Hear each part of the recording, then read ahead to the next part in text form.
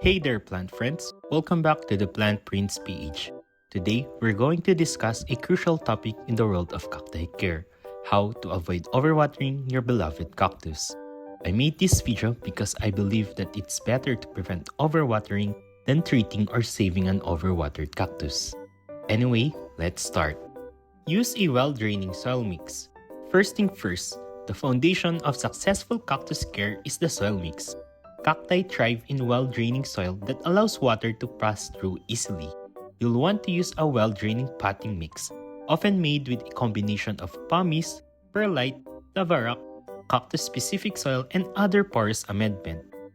This blend helps prevent water retention, allows good air circulation around the roots, and keeps the soil structure loose, allowing the roots to develop properly and ensuring your cactus roots to stay healthy.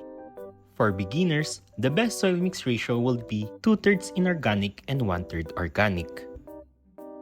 Choose a suitable pot with a drainage hole.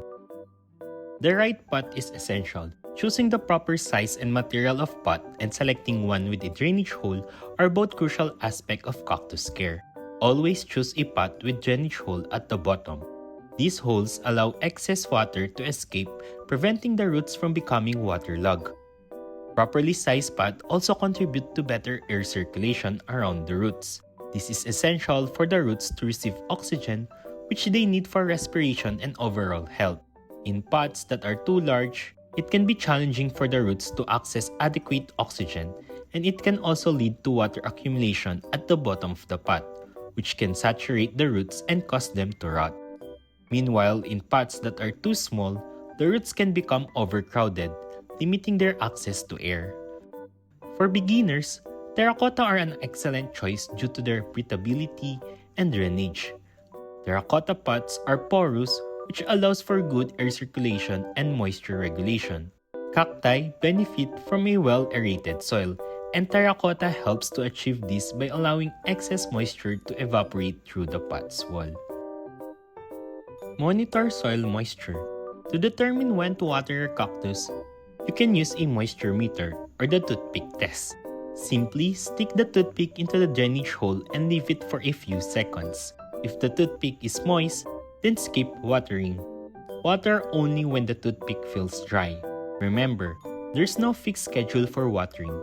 Adjust based on your cactus needs and the microclimate in your area. Water sparingly. Cacti are adapted to arid environments, so they don't require frequent watering unlike your leafy houseplants. Water sparingly, typically once every 2 to 4 weeks, adjusting based on the specific cactus type and the season. Remember that these tough plants can go a long way for months without watering. Avoid standing water.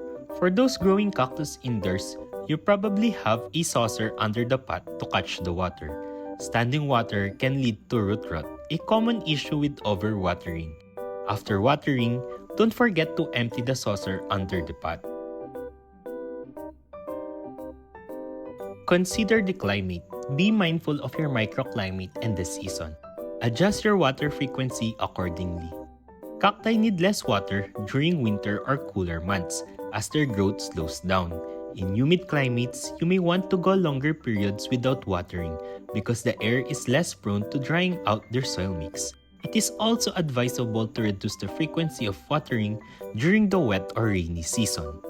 If you're growing cacti indoors, you'll need to adjust your watering routine to account for the controlled indoor climate. Indoor cacti may require less frequent watering compared to outdoor-grown or greenhouse-grown cacti, since these plants receive less sunlight exposure. Always remember to adjust your water frequency based on the needs of your cactus and the climate it is in. Observe the cacti's appearance. Now, let's talk about the most hands-on technique, which is observing your cactus. Always pay attention to your cactus' physical appearance. If it looks plump and healthy, it probably doesn't need water. But if you see wilting or shriveling, it's time to offer a drink. There are also some instances that even after you water a cactus, it still appears shriveled. If this happens, your cactus might have problem with its root system. The best solution to this is to uproot and check the roots for any root mealybugs or fungus. Keeping the soil moist when the cactus roots are infested with pests may also lead to root rot. Tailor your watering to cactus type. And of course, lastly, each cactus species has unique watering needs. So research your specific cactus type to understand its optimal watering requirements. It's all about knowing your cactus, its habitat, and the climate it was from. Knowing this will give you an idea on how frequent they need to be watered. For example, you can't water a mammillaria species the same frequency as you water your gymnocalycium. Mammillaria are known to be sensitive to frequent watering, while gymnocalyciums are often forgiving even if you water them more frequently. There you have it, friends. By following these guidelines and tips, you can effectively prevent overwatering and promote a healthy cactus.